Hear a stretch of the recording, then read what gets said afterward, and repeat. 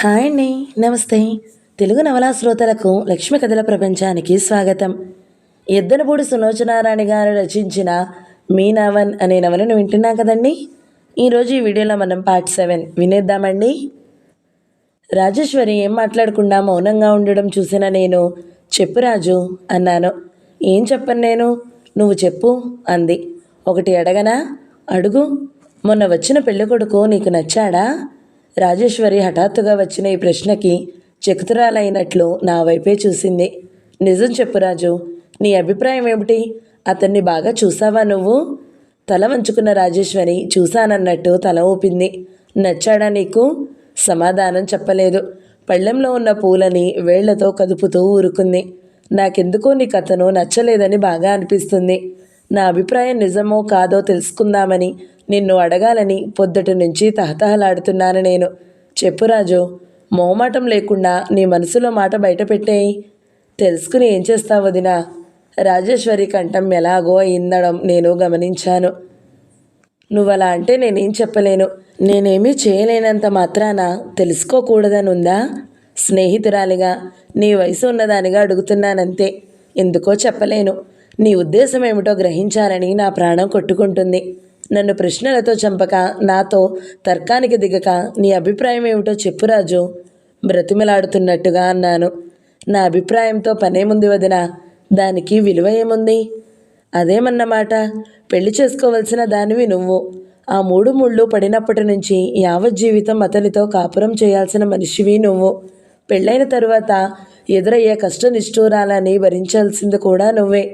నీ అభిప్రాయానికి విలువ లేకపోతే ఇంకెవరి అభిప్రాయానికి విలువ ఉండదనుకో. ఆవేశంగా అనేశాను. రాజేశ్వరి నోటి నుండి ఎలాంటి సమాధానం రాలేదు. నా మాట విని విననట్టుగా కూర్చుండిపోయింది. మీ అన్నయ్య నిన్నడగకుండా ఊరుకోవడం చాలా అన్యాయం, దారుణం. రాజేశ్వరి నవ్వుతూ నా వైపు చూసింది. అన్నయ్య అంటే చాలు ఒంటికాల మీద లేస్తావేం నువ్వు? అన్నయ్య నన్ను అడగలేదని నీకెవరు చెప్పారు? అడిగాడు నన్ను. అడిగాడా? ఎప్పుడు? అబద్ధమన్నట్టుగా చూశాను.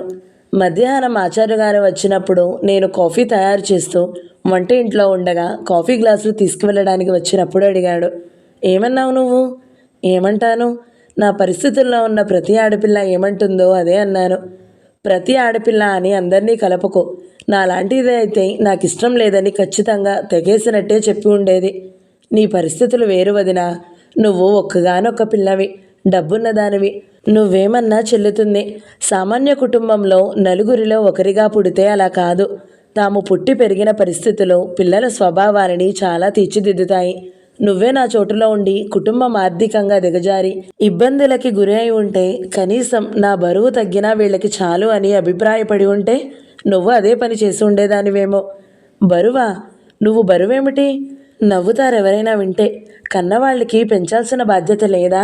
ఉంది, కాదనను. కానీ అది తల్లిదండ్రులకి మాత్రమే వర్తిస్తుంది. అన్నగారికి, అందులో సవతి అన్నగారికి అసలే వర్తించదు. మనం ఇక వెళదామా?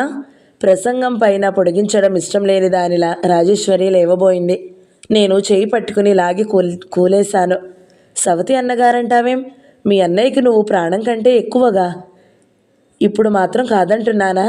కానీ వాని మంచితనం లోకుగా చేసుకుని మోయలేని భారం వారి నెత్తి మీద వేసి మెడలు వంచడం న్యాయమేనంటావా? నేను సమాధానం చెప్పలేకపోయాను. నాకెందుకో రాజేశ్వరి తన మనసులో అభిప్రాయం తెలియజేయకుండా దాటేస్తుందని అనిపిస్తుంది. తెచ్చిపెట్టుకున్న కోపంతో నిష్ఠూరంగా అన్నాను. ఏవేవో చెబుతున్నావు తప్ప నేను అడిగింది మాత్రం చెప్పడం లేదు. నువ్వు చాలా గడుసుదానివి అని నాకు అర్థమవుతుంది. అవునులే, నేనంతైనా పరాయిదాన్నే. 4 రోజులుండి పోయేదాన్ని. నాతో ఎందుకు చెప్పాలి? చెబితే మాత్రం ఏమొస్తుంది? అడగడం నాదే పొరపాటు. నా తెలివి తక్కువతనానికి క్షమించు. రాజేశ్వరి చప్పున నా చెయ్యి మీద తన చెయ్యి ఆనించింది. అభిమానం, ఆప్యాయత పుష్కలంగా నిండిన స్వరంతో అంది. వదినా, అలా అనకు. నీ సంగతి చెప్పనా? నువ్వు వచ్చిన రోజున మనిద్దరం ఒకరినొకరు చూసుకున్న ముహూర్తం ఎలాంటిదో గాని నేను నిన్ను విడిచి ఉండలేనేమో అనిపిస్తుంది. నువ్వు వెళ్ళిపోతే నాకు ఎంత శూన్యంగా, దిగులుగా అనిపిస్తుందో నువ్వు ఊహించలేవు. నువ్విక్కడి నుంచి వెళ్ళగానే నీ స్నేహితుల గొడవలో మమ్మల్ని మర్చిపోవచ్చు. రాజు, నీకు 1,00,000 సార్లు చెప్పాను నాకెవ్వరూ స్నేహితులు లేరని. రాజేశ్వరి నా మాట వినిపించుకోకుండానే అనేసింది. మన ఇద్దరం కలుసుకుంటామో లేదో మళ్ళీ, కానీ నా మనసులో నీ కోసం ఎప్పుడూ కలవరిస్తూ ఉంటుంది. నువ్వు నాకొక తియ్యటి కలలా, ఎప్పటికీ మరుపురాని జ్ఞాపకంలా నా మనసులో జీవితాంతం నిలిచిపోతావు. నువ్వు పరాయి దానివి కానే కాదు. రాజేశ్వరి చేతిని నేను గట్టిగా నొక్కాను. నాకెందుకో ఆ క్షణంలో రాజేశ్వరి మెడ చుట్టూ చేతులు వేసి ఆప్యాయంగా, అభిమానంగా తనని గుండెలకి గట్టిగా హత్తుకోవాలి అనిపించింది. రాజు, నేనంటే నీకెంత ఇష్టమో చెబుతున్నావు, మరి అలాంటిది నీ అభిప్రాయం చెప్పడానికే. రాజేశ్వరి ముఖం కిందకు వాలింది. తెలుసుకుంటే నీకేం వస్తుంది? ప్రతిదానికి ప్రయోజనం ఉండాలా? ఉండాలని అన్నయ్య అంటూ ఉంటాడు. మీ అన్నయ్య ఎంత మూర్ఖుడు, దౌర్జన్యపరుడు ఈ లోకంలో ఇంకెవరూ లేరని నా నమ్మకం. మా అన్నయ్య సమర్థుడు, మంచివాడు. ఈ ప్రపంచంలో ఇంకెవరూ ఉండరని నా విశ్వాసం. రాజేశ్వరి తల సగర్వంగా పైకి లేచింది. వెన్నెల్లో మిలమిలలాడుతున్న కళ్ళల్లో అన్నగారి పట్ల ఆరాధన గర్వం తొణికిసలాడడం గమనించాను నేను. అవును పాపం, అందుకే చెల్లెలి మనసు ఎలాంటిదో గ్రహించకుండా కోతిలాంటి ఆ మనిషికి కుందనపు బొమ్మలాంటి నిన్ను కట్టబెట్టాలని చూస్తున్నాడు. మీ అన్నయ్య మూర్ఖుడే కాదు, గుడ్డివాడు కూడా. కాపురాలు సవ్యంగా జరగడానికి అందచందాల కంటే మనిషి గుణగణాలు ఎక్కువ ముఖ్యమని మా అన్నయ్యకి బాగా తెలుసు. అయితే ఇక నీ కర్మ అనుభవించు అనుకుంటాను నేను. కృతజ్ఞురాలిని. నేను ఓడిపోయిన దానిలా మొహం తిప్పుకొని బయట వెన్నెల్లోకి చూడసాగాను. లాభం లేదు, దీనితో తర్కించి ప్రయోజనం లేదు అనిపించింది. రాజేశ్వరి నాకు నచ్చజెప్పబోతున్నట్లుగా అంది. వదిన, నలుగురినో పుట్టిన వాళ్ళు తమ ఆశలకి, సుఖాలి కంటే కుటుంబ క్షేమానికి ఎక్కువ ప్రాధాన్యత ఇవ్వాలి. ఎవరి సుఖం వాళ్ళు చూసుకుంటే ఎలా?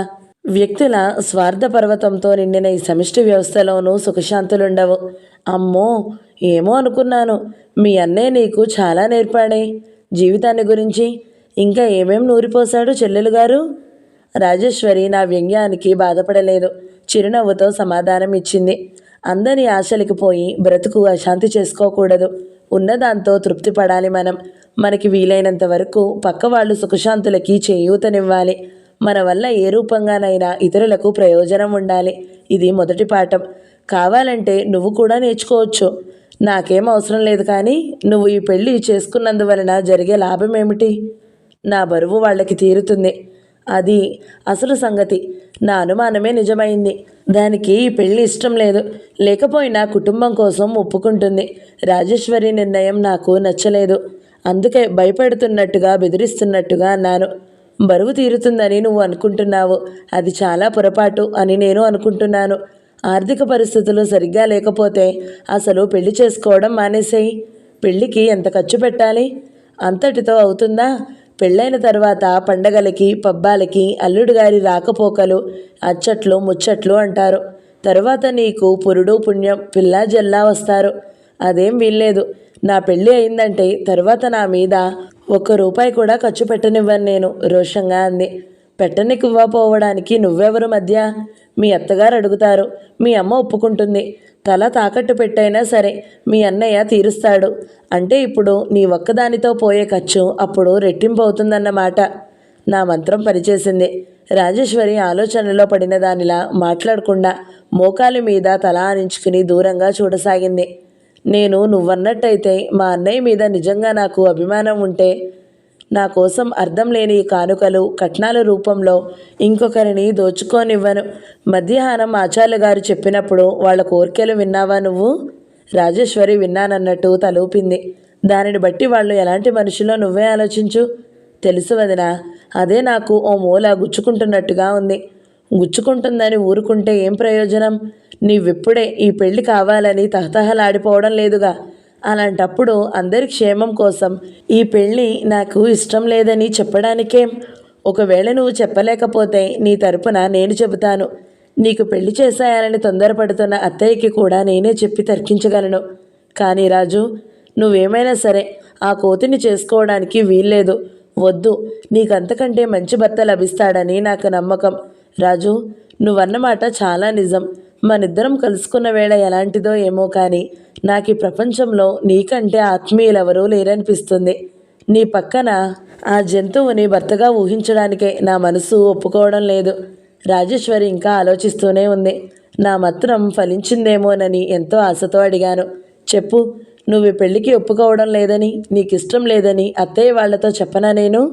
రాజేశ్వరి ఈ లోకంలోకి వచ్చిన దానిలా తల అడ్డంగా తిప్పుతూ, వద్దు వదినా, వద్దు అంది. వద్దా? విస్మయంగా చూశాను. నా ఈ గంటన్నర తర్కం, ఈ ఉపన్యాసం, ఈ కంఠశోష అంతా వృధాయేనా? నాకు నీరసం వచ్చేసింది. చిన్నబుచ్చుకున్న ముఖంతో, ఎలాగో అయిన కంఠంతో అంది రాజేశ్వరి. నీకు తెలియదు వదినా, అన్నయ్యకి ఏమాత్రం వీలుగా ఉన్నా తనే ఒప్పుకునేవాడు కాదు. ఈ సంగతి నాకు తెలుసు. నాకు బగ్గుమని మండింది. ఏం మనిషి, తన గొడవే పట్టదేం? తీవ్రంగా అన్నాను. ఊరుకో నువ్వు. మీ అన్నయ్య మీద నీకున్న ఆపేక్షతో అతనికి నీ మీద వెయ్యం వంతైనా ఉన్నట్టయితే ప్రాణం పోయినా ఈ సంబంధానికి ఒప్పుకునేవాడు కాదు. అన్నయ్యట అన్నయ్య. నేను మొదట మీ ఇద్దరిని చూసినప్పుడు అతనికి నీకు ఎంతో ఆపేక్ష అనుకున్నాను. నువ్వెంత అదృష్టవంతురాలివో అనుకున్నాను. అదేం లేదు. నాకిప్పుడు బాగా అర్థమవుతుంది. అదంతా నాలాంటి వాళ్ళని మోసపుచ్చేందుకు నటన. వదినా, లేకపోతే నీ ఇష్టం ఆ మాత్రం గ్రహించలేడా? ఒకవేళ గ్రహించినా విలువ ఇవ్వడం లేదా? గ్రహించలేదంటే అది చాలా అన్యాయం. గ్రహించినా కూడా విలువ ఇవ్వడం లేదంటే అంతకంటే దారుణం ఇంకేమీ లేదు. రాజేశ్వరి నా భుజం గట్టిగా పట్టుకుని బ్రతిమలాడుతున్నట్టుగా అంది. వదినా, నీకు పుణ్యం ఉంటుంది. అన్నయ్యను ఏమీ అనకు. నీకు మొదటే చెప్పాను, వాటిని గురించి నీకేం తెలియదని. వాడు మా కోసం ఎంత చేస్తున్నాడో తెలిస్తే నువ్వు ఇలా అనవు. ఏం చేశాడేం? మహా. ఇంటికి పెద్దయిన తర్వాత ఆ మాత్రం చేయవద్దా? అదేమన్నా గొప్ప? పెద్ద. నాన్న పోయిన మరుక్షణంలోనే సవత తల్లి కోసం, సంబంధం లేని పిల్లల మా కోసం వాడు 16 సంవత్సరాలకే పెద్దరికం తెచ్చుకున్నాడు. చిన్నవాడైన ఆ చీకటి దినాల్లో అమ్మకి ఎంతగా అండగా ఉండేవాడో, ఎంత ధైర్యం చెప్పేవాడో. నాన్న చచ్చిపోగానే అన్నయ్య మేనమామ వచ్చి ఆస్తి పంచి ఇచ్చేయమని, కుర్రాన్ని తనతో తీసుకువెళ్ళి వాళ్ళ ఇంట్లో ఉంచుకుని చదువు చెప్పించుకుంటామని పేచీ పెట్టారు. అమ్మ ఏం జవాబు చెప్పలేక ఏడుస్తూ కూర్చుంది. ఆ రోజు నాకిప్పటికీ గుర్తుంది. ఇంట్లో చాలా గొడవలతో, కేకలతో, పోట్లాటలతో, ఇరుగు పొరుగు వారు వచ్చి తీర్పులతో మా ఇల్లంతా ఎలాగో అయింది. మేం పిల్లలమంతా బెదిరిపోయిన వాళ్ళలా ఒక మూల బిక్కమొహాలు వేసుకుని కూర్చున్నాము. అన్నయ్య అప్పుడే కన్నంగారింటికి వెళ్ళి ఇంటికి వచ్చాడు. గుమ్మంలో కళ్ళనీళ్లు తుడుచుకుంటూ దిగులుగా కూర్చున్న అమ్మని చూసి, ఏమిటమ్మా, ఎందుకా దిగులు? నేను ఆయనతో వెళతాననే అనుకుంటున్నావా? నువ్వేమీ బాధపడవద్దు. నీ దగ్గర నుంచి నా చెల్లెళ్ళు, తమ్ముళ్ళు పెద్దవాళ్ళు అయ్యే వరకు దేవుడు కూడా నన్ను తీసుకెళ్ళలేడు అన్నాడు. అమ్మ ఒక్కసారి వాడి చేయి పట్టి దగ్గరకు లాక్కుని గుండెలకి హత్తుకుంది. పిచ్చిదానిలా వాడి జుట్టు మీద 2-3 సార్లు ముద్దులు పెట్టుకుంది. అన్నయ్య అన్నట్టుగానే వాళ్ళ మావయ్యతో వెళ్ళలేదు. మా అమ్మని పిల్లల్ని వదిలిపెట్టి నేనెక్కడికి రాను అని ఖచ్చితంగా నిర్మోహమాటంగా చెప్పేశాడు. ఎన్నడూ లేనిది రాజేశ్వరి ఆవేశంగా మాట్లాడడం చూసిన నేను చకితురాలినయ్యాను. విషయం ఒకటి మొదలు పెడితే అనుకోకుండా మరో దాంట్లోకి దిగింది. రాజేశ్వరి కృష్ణ గురించి చెబుతున్న విషయాలు ఆసక్తిగానే, వినసొంపుగానే ఉండటంతో నేను కుతూహలంగా వినసాగాను. రాజేశ్వరి నోటి నుంచి వాక్ ప్రవాహానికి అడ్డుకట్ట దిగినట్టే మాటలు వచ్చేస్తున్నాయి. హైస్కూల్లో చదివేటప్పుడు ఆటల్లో, చదువుల్లో అన్నిట్లో అన్నయ్యే ఫస్టున ఉండేవాడు. వాడికి చిన్నప్పటి నుంచి మొక్కలంటే తగని అపేక్ష, చెప్పలేనంత కుతూహలము.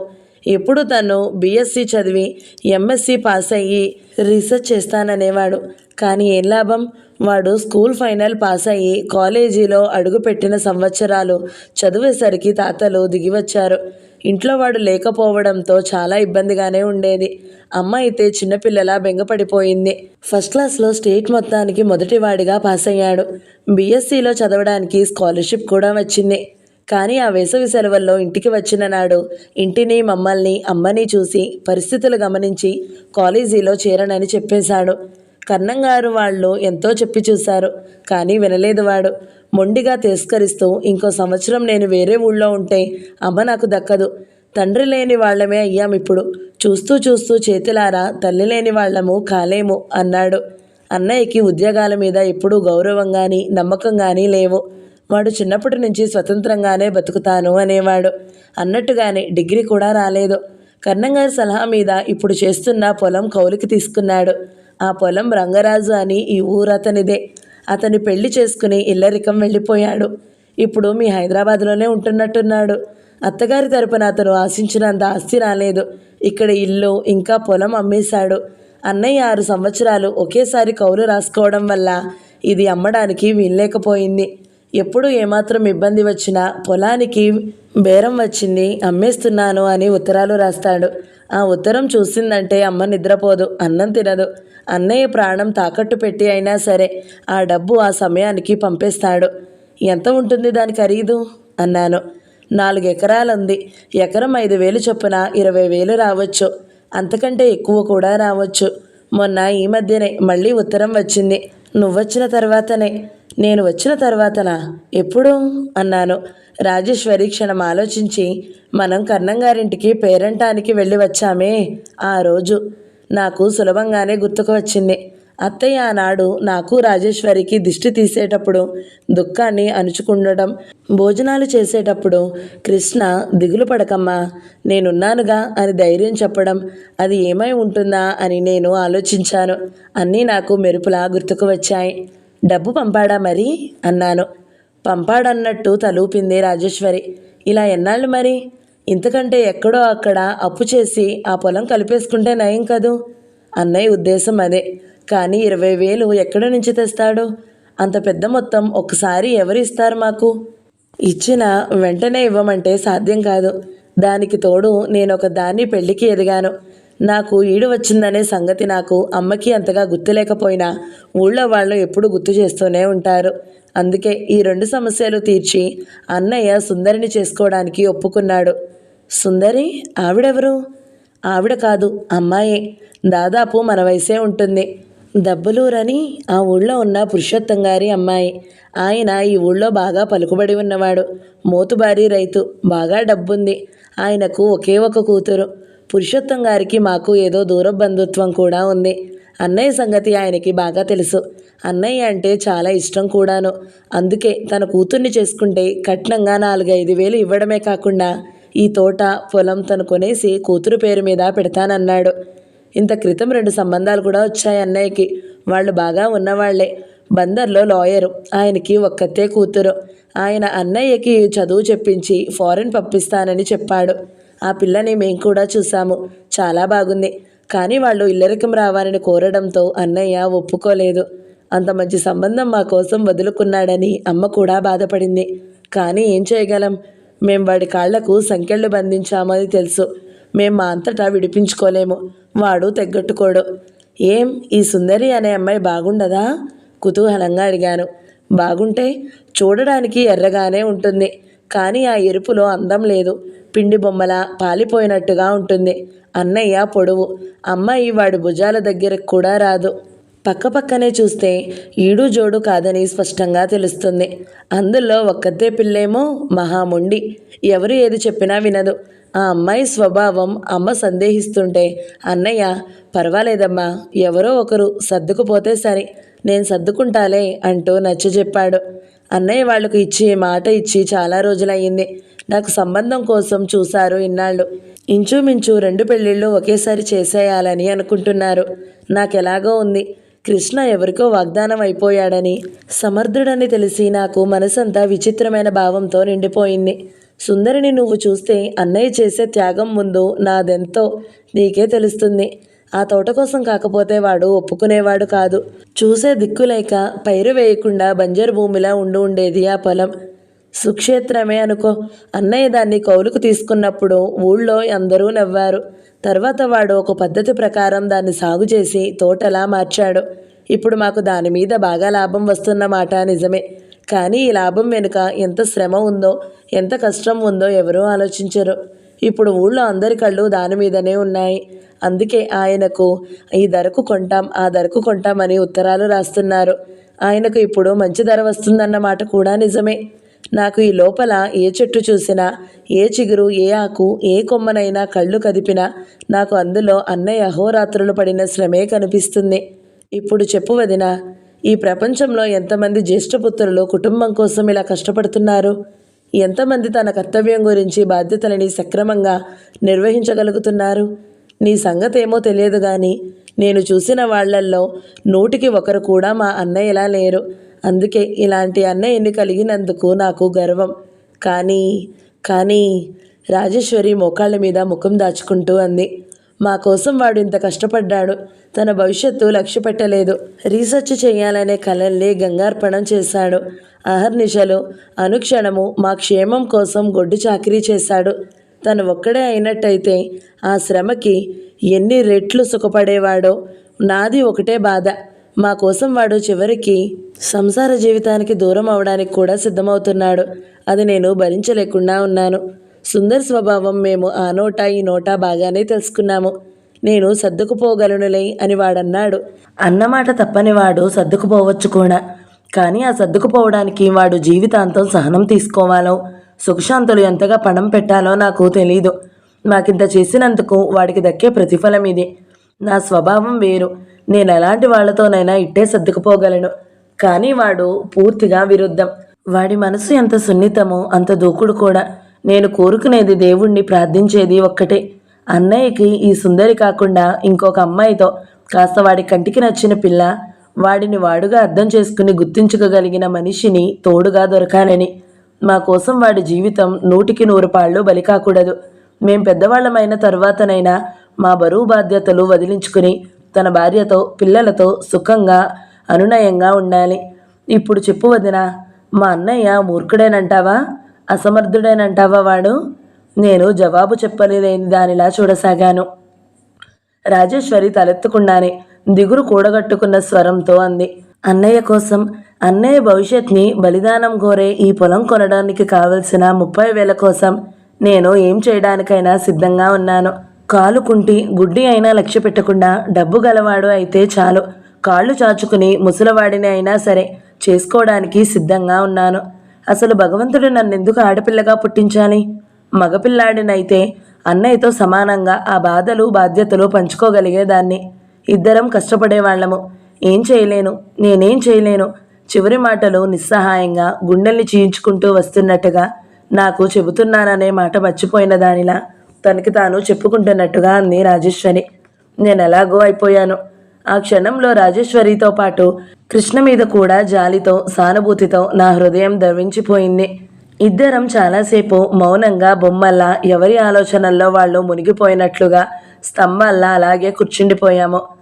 చాలాసేపైన తరువాత నేను రాజేశ్వరి తల మీద చేయి వేస్తూ అన్నాను. నా గొంతులో ఏదో అడ్డుపడ్డట్టుగా వచ్చాయి ఆ మాటలు. ఏమిటో రాజు, ఈ ప్రపంచంలో డబ్బుకింత విలువ ఉందని కానీ, ఆర్థిక సమస్యలు ఇంత ఘోరంగా ఉంటాయని కానీ, ఆ సమస్యలకి ఇంత దారుణంగా అలసిపోతారని కానీ నాకు తెలియదు.